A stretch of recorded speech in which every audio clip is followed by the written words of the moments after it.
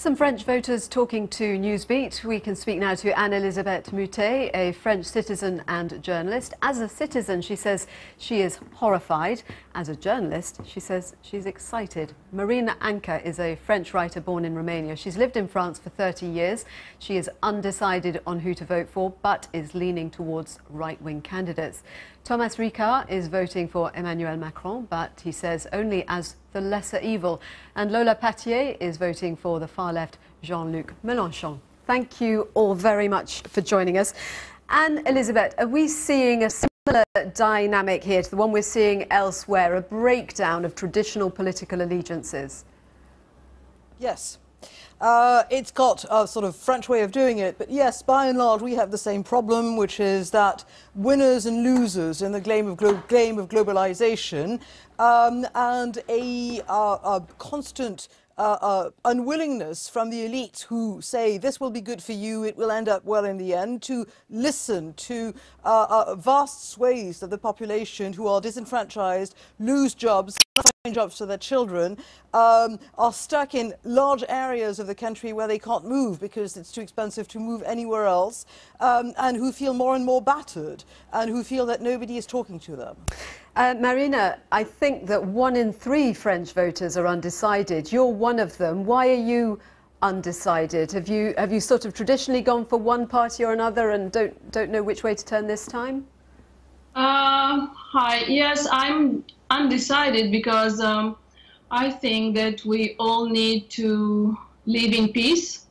I came to France 30 years ago to seek protection and freedom, including freedom of speech. And my issues are a little bit different from my fellow citizens because I think very hard about what is going on in the world with Putin and Trump and North Korea leader. And I'm scared of a World War III. And my issue is who will be the best man or woman, I don't know, to bring peace. I mean, we don't need another ego, we need a hero. So I watched tonight's show very carefully in order to decide, which one will be my hero. Thomas, you are voting for Emmanuel Macron, the centrist candidate, the candidate who has suddenly come to the fore potentially as a front-runner after François Fillon suffered difficulties during his campaign. What is it that you like about him? Well, it's not really a question of liking. It's really a pragmatic choice. I'm under no illusions that Emmanuel Macron will be fundamentally different from the presidents that have preceded him if he is elected. It's simply that in the face of a rising far right and the emergence of, as has been said,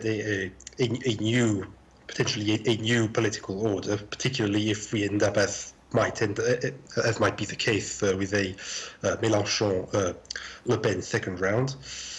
Macron seems a more safe choice. It is, as you described before, for me, a question of lesser evil.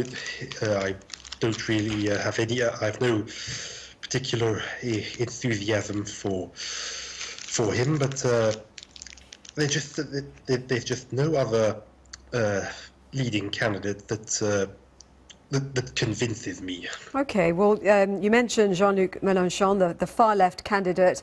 He says if he were to win, he would want to see a referendum on France's membership of the EU, and Lola, you are voting for him. Is that because you want to have that referendum? Yes, and so for me it's the only candidate with a speech of peace. And it's a movement want to respect the planet and ecological transition, but we created a lot of jobs for the people in France. And committing to the environment is a big project, and we need a lot of people to do it. sorry, to do it. And so now in the Fifth Republic, we feel the president is too much stronger. And if one day a person like Marine Le Pen comes president, it can be very dangerous for the maintenance of the Republic. And so we need to create a new parliament and by the referendum to create a new government and to fix Republic with a committee. Thank you all very much. So you've got the presidential debate tonight, and we will, of course, be watching events in France as we are here, as we all face going to the polls. Thank you all very much indeed. Thank you.